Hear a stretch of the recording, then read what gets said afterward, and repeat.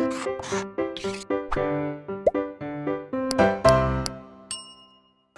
Students, welcome back to blueprint digital. आज की इस वीडियो में हम प्रकाश संश्लेषण की क्रिया विधि के बारे में पढ़ेंगे और उसके अंतर्गत प्रकाशिक क्रिया को विस्तार से पढ़ेंगे। वीडियो को स्टार्ट करने से पहले हमारे चैनल को सब्सक्राइब करें और बेल आइकन दबाना न भूलें, जिससे हमारे लेटेस्ट वीडियोस की नोटिफिकेशन आपको प्राप्त होती रहे। अब हम आज के टॉपिक पर आते हैं। प्रकाश संश्लेषण की क्रिया विधि दो प्रमुख चरणों में पूर्ण होती है, जिसमें से एक चरण को प्रकाशीय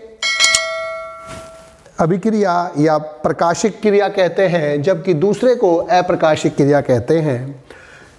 इस क्रिया को लाइट फेज को हिल रिएक्शन भी कहते हैं। लाइट फेज के लिए प्रकाश की आवश्यकता होती है, अर्थात ये रिएक्शन प्रकाश की उपस्थिति में होती है, इसलिए इसको प्रकाशिक क्रिया या लाइट रिएक्शन कहते हैं, लाइट फेज कहते हैं। जबकि ये क्रिया प्रकाश की उपस्थिति और प्रकाश की अनुपस्थिति दोनों में हो सकती है। चूंकि इसके लिए प्रकाश की आवश्यकता नहीं होती, इसीलिए इसको अप्रकाशिक अभिक्रिया कहते हैं, यानी कि डार्क फेज कहते हैं। लेकिन इससे अच्छा शब्द लाइट इंडिपेंडेंट फेज होती है, यानी कि प्रकाश पर निर्भर फेज जो नहीं होती है, हम उसे अप्रकाशिक क्रिया कहते हैं। लाइट रिएक्शन में CO2 से ग्लूकोज के बनाने के लिए एसिमिलेटरी पावर का निर्माण होता है, अर्थात ATP और NADPH2 का निर्माण होता है, जिसके द्वारा CO2 से और H2O से ग्लूकोज C6H12O6 का निर्माण होता है। जबकि अप्रकाशीय अभिक्रिया में लाइट रिएक्शन में बने ATP और NADPH की सहायता से CO2 और H2O के द्वारा ग्लूकोज यानी कि कार्बोहाइड्रेट का संश्लेषण होता है। तो लाइट फेज का जो संबंध होता है वो ऊर्जा के निर्माण से होता है, जो ATP और NADPH2 के रूप में बनती है, और उस ऊर्जा का यूज करते हुए डार्क फेज में CO2 और H2O से ग्लूकोज यानी कि कार्बोहाइड्रेट्स का निर्माण होता है। लाइट रिएक्शन यानी कि प्रकाशिक क्रिया को हिल रिएक्शन भी कहते हैं। इसको फोटोकेमिकल फेज भी कहते हैं, क्योंकि इसके लिए प्रकाश की आवश्यकता होती है। इसको एसिमिलेटरी पावर की जनरेशन यानी कि एसिमिलेटरी पावर का निर्माण यानी कि NADH2 और ATP के निर्माण की प्रक्रिया भी कहते हैं, और इसको फोटोफेज भी कहते हैं, यानी कि प्रकाशिक अवस्था भी कहते हैं, क्योंकि इसके लिए लाइट की आवश्यकता होती है। ये दो चरणों में हम पढ़ेंगे, चक्रीय फोटोफास्फोरिलीकरण यानी कि साइक्लिक फोटोफास्फोरिलेशन और अचक्रीय फोटोफास्फोरिलीकरण यानी कि नॉन साइक्लिक फोटोफास्फोरिलेशन। जो एंटीने और एसेसरी पिगमेंट्स होते हैं क्लोरोफिल के अलावा, वो सभी पिगमेंट्स रेडिएंट एनर्जी यानी कि सूर्य के प्रकाश को अवशोषित कर लेते हैं, और वो आपस में जो इस एनर्जी को ग्रहण करके अब वो क्लोरोफिल को प्रदान करते हैं। तो ये एनर्जी जो होती है पहले वो अपने आपस में ट्रांसफ़र करते हैं और उसके बाद फिर क्लोरोफिल तक पहुंचती है। तो जब एसेसरी पिगमेंट यानी कि एंटीना पिगमेंट्स जो होते हैं, सहायक पिगमेंट जो होते हैं, जब सूर्य के प्रकाश को ग्रहण करते हैं और आपस में स्थानांतरित करते हैं, उसे हम रेजोनेंस ट्रांसफ़र कहते हैं। इसके बाद जो एंटीनरी मॉलिक्यूल जो होते हैं यानी कि सहायक जो पिगमेंट्स होते हैं, इस सहायक वर्णक जो होते हैं उत्तेजित हो जाते हैं और अपनी एनर्जी को अब ये क्लोरोफिल मॉलिक्यूल क्लोरोफिल A को दे देते हैं, जिसे रिएक्शन सेंटर कहते हैं, और इसे इंडक्टिव रेजोनेंस कहते हैं। अंततः क्लोरोफिल A का जो मॉलिक्यूल होता है वो एक्साइटेड हो जाता है, वो उत्तेजित हो जाता है, और लाइट एनर्जी को इलेक्ट्रिक एनर्जी में यानी कि जो सूर्य के प्रकाश की जो होती है प्रकाशीय ऊर्जा को वैद्युत ऊर्जा में परिवर्तित कर देता है। और इससे जो प्रक्रिया जिसके द्वारा वो इसको परिवर्तित करता है, इसे हम इलेक्ट्रिक चार्ज सेपरेशन कहते हैं। तो सबसे पहले एंटीना मॉलिक्यूल्स सूर्य के प्रकाश को ग्रहण करते हैं, आपस में एक दूसरे को देते हैं, इसे रेजोनेंस ट्रांसफ़र कहते हैं। इसके बाद क्लोरोफिल A को प्रदान करते हैं, इसे रिएक्शन सेंटर भी कहते हैं, को प्रदान करते हैं, इसे इंडक्टिव रेजोनेंस कहते हैं। और बाद में क्लोरोफिल का जो मॉलिक्यूल होता है, क्लोरोफिल A जो होता है, वो इस प्रकाशीय ऊर्जा को, लाइट एनर्जी को विद्युत ऊर्जा में यानी कि इलेक्ट्रिक एनर्जी में परिवर्तित करते हैं और इलेक्ट्रिक चार्ज सेपरेशन के द्वारा ये प्रक्रिया पूर्ण होती है। अब जो प्रकाश आया है तो उसमें दो चरणों में हमें पढ़ना होता है कि साइक्लिक ईटीएस तथा फोटोफॉस्फोराइलेशन और नॉन साइक्लिक ईटीएस और फोटोफॉस्फोराइलेशन। फोटोफॉस्फोराइलेशन का मतलब क्या होता है? फोटो मतलब होता है प्रकाश, फास्फोराइलेशन का मतलब होता है फास्फेट का एडीपी से जुड़कर एटीपी का बनना, इसको फास्फोराइलेशन बोलते हैं। और चूंकि पिगमेंट सिस्टम 1 से निकला हुआ इलेक्ट्रॉन वापस घूमकर यहीं आ जाते हैं, इसलिए इसको साइक्लिक फोटोफॉस्फोराइलेशन यानी कि कहते हैं, यानी कि चक्रीय फोटोफॉस्फोरिलीकरण कहते हैं। लेकिन यहाँ पर जो एटीपी का निर्माण होता है वो नॉन साइक्लिक होता है। क्यों कहता है? क्योंकि यहाँ का जो निकला हुआ इलेक्ट्रॉन होता है वो P700 पर पहुँचता है, पिगमेंट सिस्टम 1 पर पहुँचता है, लेकिन लौटकर वापस यहाँ नहीं आता, इसलिए इसको बोलते हैं नॉन साइक्लिक। यहाँ पर एटीपी का फॉर्मेशन होता है लाइट की प्रेजेंस में, इसलिए इसका नाम होता है फोटोफॉस्फोराइलेशन। तो इसलिए इसको साइक्लिक फोटोफॉस्फोराइलेशन कहते हैं, इसको नॉन साइक्लिक फोटोफॉस्फोराइलेशन कहते हैं। अब इसमें दो पिगमेंट सिस्टम होते हैं, पिगमेंट सिस्टम 1 और पिगमेंट सिस्टम 2, PS1 और PS2 बोलते हैं। पिगमेंट सिस्टम 1 जो होता है उसमें उसे हम LHC1 भी बोलते हैं, यानी कि लाइट हार्वेस्टिंग कॉम्प्लेक्स 1 भी कहते हैं। और इसमें मुख्यतः P700 यानी कि पिगमेंट जो ऐसे होते हैं जो 700 nm की जो लाइट होती है उसको रिसीव करते हैं। इसमें क्लोरोफिल A670 होता है, क्लोरोफिल A683 होता है, क्लोरोफिल A695 होता है, कैरोटेनॉइड्स होते हैं और कुछ मॉलिक्यूल्स होते हैं क्लोरोफिल B के, और क्लोरोफिल A700 होता है या P700 भी बोलते हैं उसको। P का मतलब है पिगमेंट, लेकिन क्लोरोफिल 700 है जो 700 nm की लाइट रिसीव करता है। इसको साइक्लिक ईटीएस और पिगमेंट सिस्टम 1 भी कहते हैं। ये जो पिगमेंट सिस्टम है ये 680 nm से अधिक की लाइट को एब्जॉर्ब करता है, जबकि ये 680 nm की लाइट से कम को एब्जॉर्ब करता है, इसलिए इसको P700 बोलते हैं।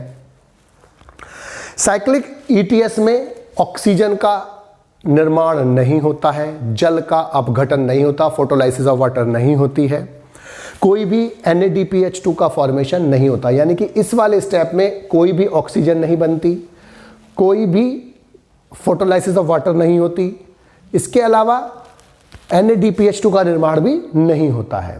इसमें सबसे पहले जो प्रकाश होता है वो पिगमेंट सिस्टम 1 के द्वारा अवशोषित किया जाता है। यहाँ से इलेक्ट्रॉन जो निकलते हैं वो FRS के पास पहुँचते हैं। FRS जो होता है वो इलेक्ट्रॉन को फिरोडॉक्सिन FD को दे देता है, और FD से ये इलेक्ट्रॉन साइटोक्रोम बी से साइटोक्रोम F और प्लास्टोसाइनिन से होते हुए वापस पिगमेंट सिस्टम 1 में आते हैं, और ये हर स्टेप में अपनी एनर्जी को रिलीज करते हुए आते हैं। और ये दो स्टेप्स पे फिरोडॉक्सिन से साइटोक्रोम बी पर और साइटोक्रोम बी से साइटोक्रोम F पर इतनी ऊर्जा का निर्माण रिलीज करते हैं कि ये ADP को इनऑर्गेनिक फास्फेट से जोड़कर ATP के एक अणु का निर्माण करती है। तो एक ATP यहाँ बनता है, एक ATP यहाँ बनता है। इसका मतलब इस पूरे चक्र में दो ATP का निर्माण होता है, फिरोडॉक्सिन से साइटोक्रोम बी के बीच में और साइटोक्रोम बी से साइटोक्रोम F के बीच में इलेक्ट्रॉन्स के ट्रांसफर होते समय। अब लेकिन कुछ इलेक्ट्रॉन्स जो पिगमेंट सिस्टम 1 से निकलते हैं वो यहाँ पर वापस आते हैं, लेकिन कुछ इलेक्ट्रॉन्स यहाँ सर वो FAD NADP रिडक्टेज एंजाइम के पास पहुँचते हैं, और वो 4 इलेक्ट्रॉन जो होते हैं NADP के पास पहुँचेंगे। अब अगर यहाँ पर निकले इलेक्ट्रॉन्स में से 4 इलेक्ट्रॉन यहाँ पहुँचते हैं तो यहाँ पर 4 इलेक्ट्रॉनों की कमी हो जाती है, और इस कमी को पूरा करने के लिए अब P680 अब प्रकाश अवशोषित करता है। यहाँ से निकले इलेक्ट्रॉन फियोफाइटिन ग्रहण करता है, यहाँ से वो Q के पास पहुँचते हैं, यहाँ से प्लास्टोक्विनोन, और प्लास्टोक्विनोन इसको साइटोक्रोम B पर पहुँचाता है, साइटोक्रोम B से साइटोक्रोम F और साइटोक्रोम F से प्लास्टोसाइनिन से होते हैं वापस यहाँ पहुँच जाते हैं, उसकी कमी पूरी जाती है।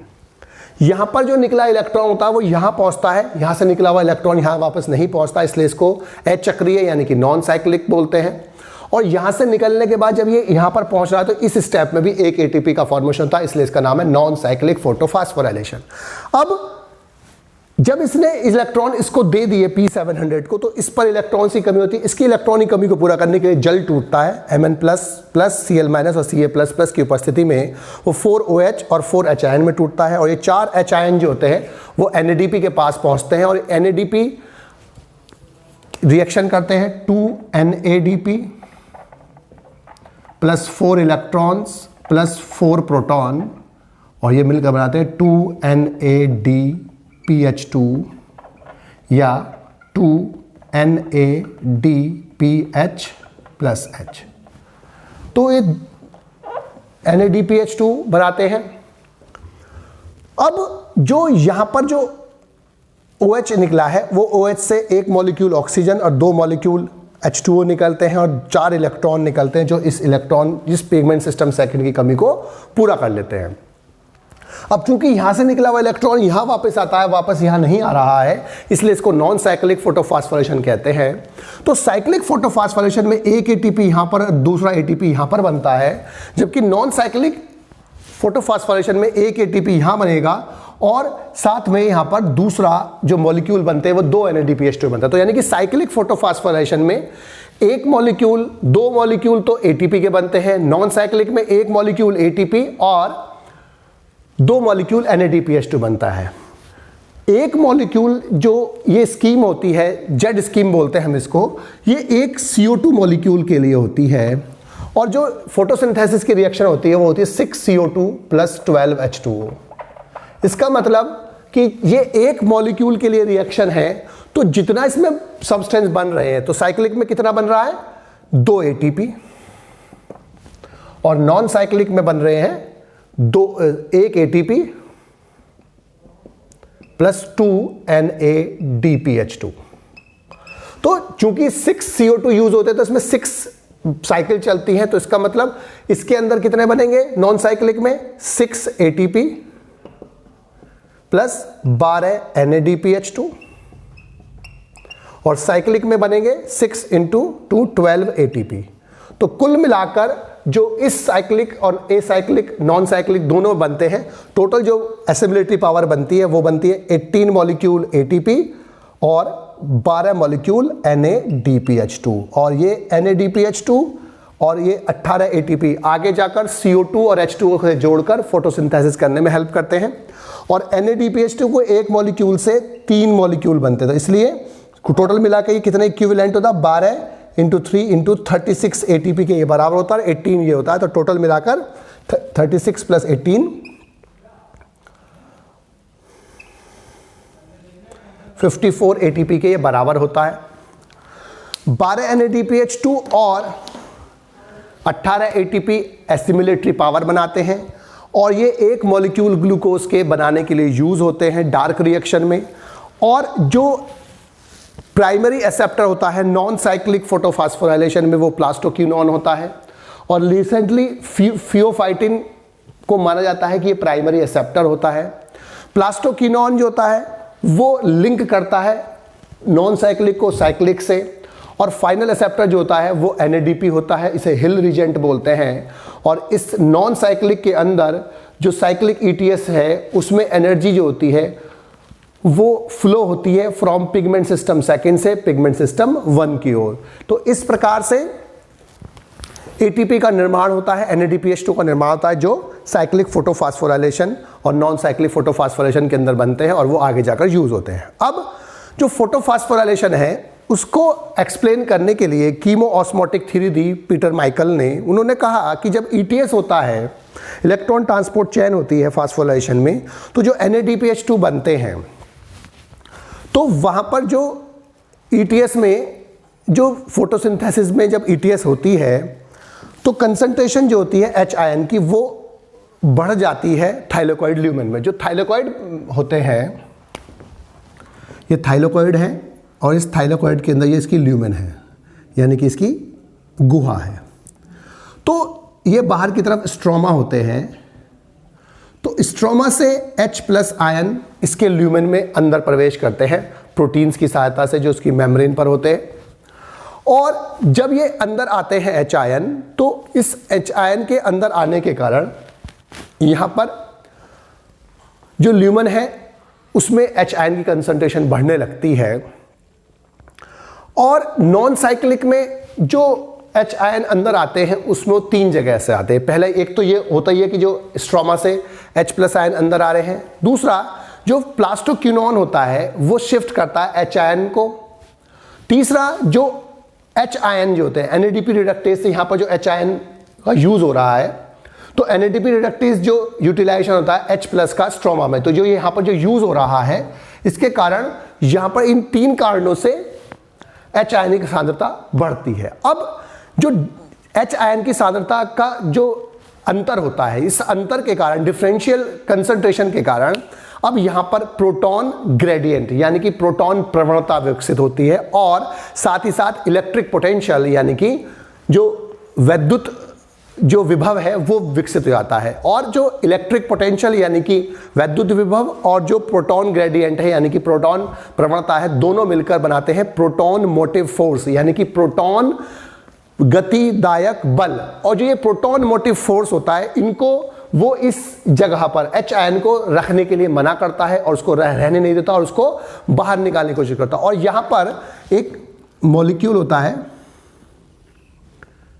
जो यहां पर मॉलिक्यूल होता है वो होता है CF। तो जो CF है, ये CFO पार्टिकल जो होता है वो अब इस एच आयन को यहां से रिलीज करता है बाहर। तो अब जब ये एच आयन बाहर रिलीज हो रहे होते हैं तो यहां पर एक एंजाइम होता है एटीपेज या ATP सिंथेटेज, और ये ATP सिंथेटेज यहां पर